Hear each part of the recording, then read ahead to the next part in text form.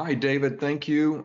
Glad to be with you today. I'd like to give you my thoughts on gold right now and why I think I'm very confident that we're in a new gold bull market. And one of the things that I think it's important for investors to realize these days and right now that this gold bull market is not only in effect, but it's coming at us fast and hard. Moving on to the next slide, what I had predicted for the next 5 years is essentially what's happening right now.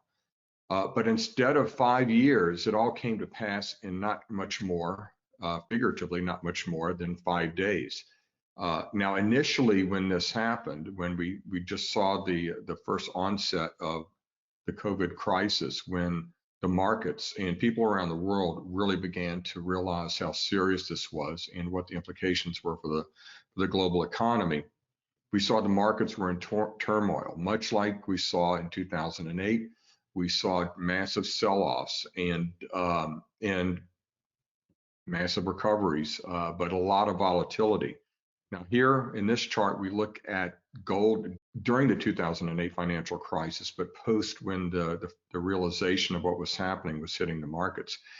And here you can see that gold experienced very steep sell-offs, but then it would experience dramatic rebound. The bottom line was this was tremendous volatility, and a lot of people disparage gold and gold's performance during this crisis, but in actuality, it performed its role admirably. Gold is the piggy bank that's broken into in times of crisis. It not only protects you from long-term depreciation of currencies, but it's there in an emergency. It's there in times of extreme concern, anxiety. It's there when you need liquidity. And that's what happened during that immediate aftermath, an immediate wake of the 2008 financial crisis. We saw a lot of investors, a lot of speculators, a lot of hedge funds that held gold needed liquidity. They had margin calls and needed to raise cash. They could sell and needed to sell anything that wasn't nailed down. And so gold was sold off to raise funds, and it did perform its role well. But what I'd like to focus on here is what happens when the markets realize what the policy response is and is going to do. So here we see after the 2008 financial crisis, that initial fear over the first few weeks and even months after the 2008 financial crisis, it shifted into greed as investors saw what was happening, saw the unprecedented measures that the Federal Reserve was taking to rescue the economy and refloated on an ocean of easy money. So fear turned to greed, and then we see this chart of what happened after that initial volatility. Gold more than doubled. In fact, from the lows of around $700 in the midst of that crisis to the peak at over $1,900 in 2011, gold more than tripled in price. And the leveraged investments, the mining stocks, did much better than that. So those people, those investors who were able to buy during the crisis and look ahead did extremely well.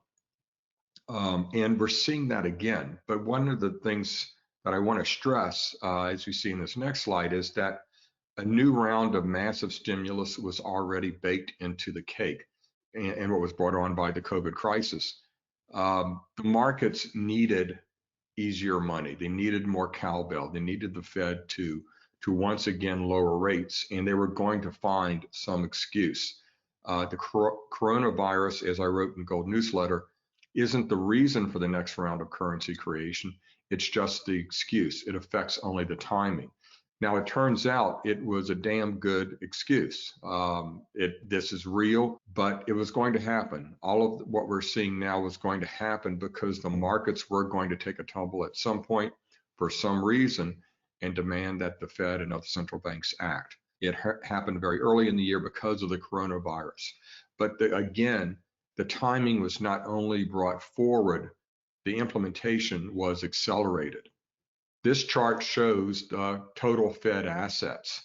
And as you can see, we had an unwind that ended basically at the end of July in 2019. and the Fed gradually started quantitatively easing once again. But then we see it just went exponential, and the Fed balance sheet is approaching $6.5 trillion right now, and on the way to even higher levels. The printing presses, as this chart shows, are rolling again. And just a note, these charts are from the chartstore.com. My friend Ron Grease does these charts and has a wonderful chart blog service that I think everyone should subscribe to.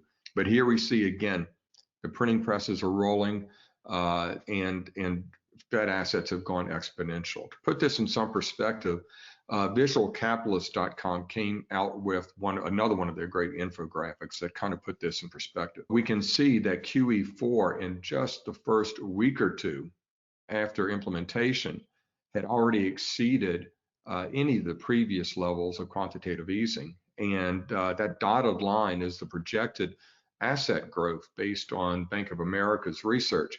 I have a feeling that's going to well exceed that. But even on this fairly conservative projection, QE4 will dwarf the cumulative purchases of all three previous rounds of quantitative easing.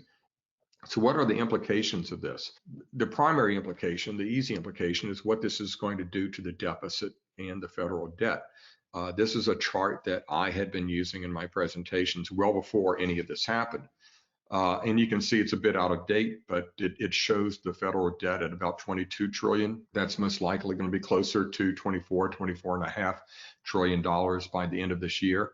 But what I want to point out here is the implications of any rise in interest rates when the debt gets this large.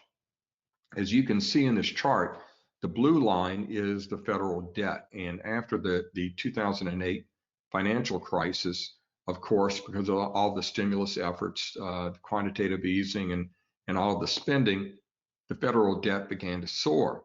But as you can see from the red line, at least after that initial jog up, the interest costs, and that's what the red line represents, is federal government interest expenditures. Interest cost, the cost of servicing that debt, was essentially traded sideways. It didn't really rise because, as you'll remember, the Federal Reserve was lowering interest rates at that point in time. It had zeroed interest rates after a few cuts, and then it went sideways for years. Now, the first Fed rate hike is marked on this chart with that blue arrow. And then the Fed started to raise rates at only a quarter point a year. Very mild, very small hikes in interest rates. Yet, because the debt had grown so large, you can see that the debt service costs, again in red, began to soar. And this is only after a few quarter point rate hikes in the Fed funds rate. The implication here is that if the Federal Reserve, for example, would have reached their goal of a 3% level on the Fed funds rate, the implication on that, for that level of the Fed funds rate, would be debt service costs approaching $1 trillion a year just to service the debt. And my view is that that would be politically impossible, that the American citizens wouldn't put up with it, and we'd get talk about defaulting on that debt. Now, that would be at a Fed funds rate of only about 3%, which is really half of what would have been in normal times considered a normal rate, a normal level for the Fed funds rate. So the implication here is that we can never have normal interest rates. In fact, we can never have, in my view, positive interest rates on an inflation-adjusted basis. So real rates will remain negative. And this is enormously bullish for gold, for silver, and for the associated equities. And when you look forward for years and years to come, essentially forever under the current monetary regime, with debt loads like we currently have, we will always have negative real rates. So therefore, the wind will be beneath the wings of gold and silver and mining stocks for years to come, unless there's some sort of a major monetary reset. Now, drilling down briefly to the gold and silver markets, and what I want you to focus on is the lower chart that orange and black line, which is a 14-week stochastic, you can see, I hope you can see, is that we had a downturn in gold on that stochastic, and then it has reversed and headed back upward. If you look back in the 2004 to 2007 time frame, you can see that that stochastic spent a lot of time around 80 or above, and therefore we had long-term upward momentum in the gold price. This is a momentum indicator. If you look past the 2008 crisis, you see that we had some sharp falls, but that momentum indicator never got really low to around the 20 level. Didn't really bottom, and that we spent a lot of time at 80 or above. What this shows is that gold's upward momentum has maintained and is increasing at this point, and gold wants to go higher.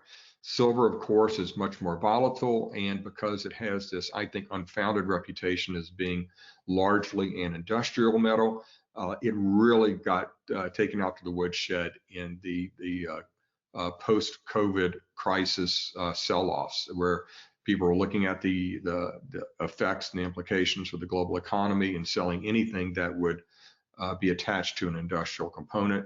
But as you may be able to see in this chart, it's headed back up on that stochastic once again. And I really like silver too, because it does offer leverage to gold. My one concern we can see in this next chart, this is a chart of gold versus Fed assets, both rebased to 100 at the end of 2008. So what we see is the relative performance of these two asset classes. If you look at the peak of gold in 2011, gold price being the black line, you can see that it started to decline when the Fed announced Operation Twist. The speculators at that point were hungry and thirsting for another round of quantitative easing. Instead, they got Operation Twist, so gold traded sideways a bit.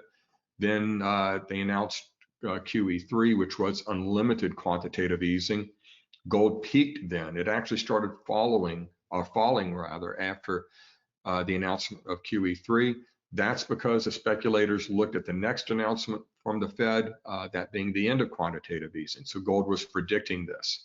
And then we see the blue line of Fed assets. Fed assets plateaued, then started to decline. But in the midst of that decline, we see the gold price started to rise again. My concern here is that unless we see some real world inflationary implications, inflationary results from this round of quantitative easing, this round of massive monetary stimulus across the board,